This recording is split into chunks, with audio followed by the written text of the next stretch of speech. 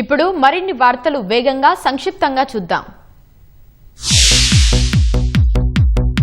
కరీంనగర్ జిల్లా హుజూరాబాద్ ఆర్టీసీ బస్టాండ్ను మంత్రి పొన్నం ప్రభాకర్ తనిఖీ చేశారు. ప్రయాణికులకు అందిస్తున్న సౌకర్యాలపై అక్కడున్న వారిని అడిగి తెలుసుకున్నారు. ప్రజలకు ఎలాంటి ఇబ్బందులు లేకుండా చర్యలు తీసుకోవాలని అధికారులను ఆదేశించారు.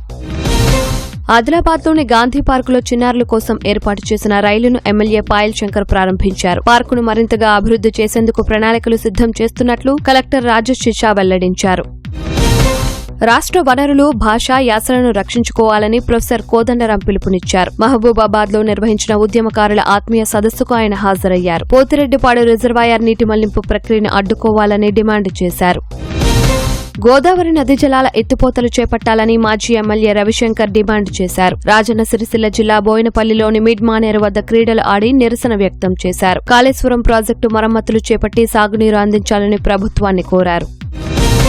హైదరాబాద్లో నకిలీ పత్రాలతో భూ విక్రయానికి యత్నించిన ఓ ముఠాను నార్సింగి పోలీసులు అరెస్టు చేశారు. తప్పుడు యాజమాన్య హక్కులు చూపించి భూమి అమ్మేందుకు యత్నించారని పోలీసులు తెలిపారు. హనుమకొండ జిల్లా గుండ్ల సింగారంలో పేదల ఇళ్ల కూల్చివేతపై ఎమ్మెల్యే కూనంనేని సాంబశివరావు ఆవేదన వ్యక్తం చేశారు. తొలగింపు యుద్ధాన్ని తక్షణమే ఆపివేయాలని ప్రభుత్వాన్ని డిమాండ్ చేశారు. అధిక వడ్డీల పేరిట సామాన్యులను వేధింపులకు గురిచేస్తున్న 2 వడ్డీ వ్యాపారులను ఆదిలాబాద్ పోలీసులు అరెస్టు చేశారు. నిందితుల నుంచి దాదాపు 2 కోట్ల రూపాయల విలువైన పత్రాలను స్వాధీనం చేసుకున్నట్లు ఎస్పీ అఖిల్ మహాజన్ తెలిపారు.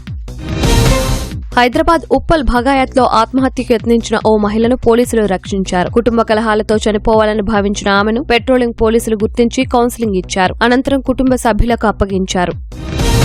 ఖమ్మం జిల్లా వేంసూరు మండలం కుంచపర్తిలో తవ్వకాలు కలకలం రేపాయి. ఓ ఆలయంలో తవ్వకాలు జరిపినట్లు గుర్తించిన పోలీసులు 11 మందిని అరెస్టు చేశారు. గుప్త నిధుల కోసం అర్చకులు యత్నించారని గ్రామస్తులు అనుమానం వ్యక్తం చేస్తున్నారు.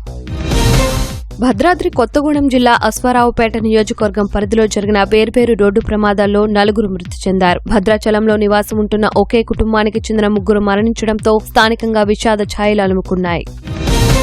హైదరాబాద్ కూకట్పల్లిలో పెను ప్రమాదం తప్పింది. రోడ్డుపై వెళ్తున్న కారుపై భారీ వృక్షం విరిగిపడింది. సమాచారం అందుకున్న ఎన్డీఆర్ఎఫ్ సిబ్బంది వృక్షాన్ని తొలగించి రాకపోకలను పునరుద్ధరించారు. ఎలాంటి ప్రాణహాని లేకపోవడంతో అంతా ఊపిరి పీల్చుకున్నారు.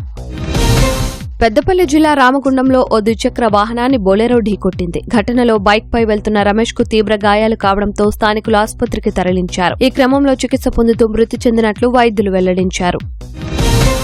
ఖమ్మం జిల్లా కారేపల్లి మండలం ఉసిరికాయపల్లిలో గంగమ్మ తల్లి జాతర కన్నుల పండువగా సాగింది. పోతురాజు నృత్యాలతో సందడి చేస్తూ గ్రామస్తుల అమ్మవారికి బోనాలు సమర్పించారు.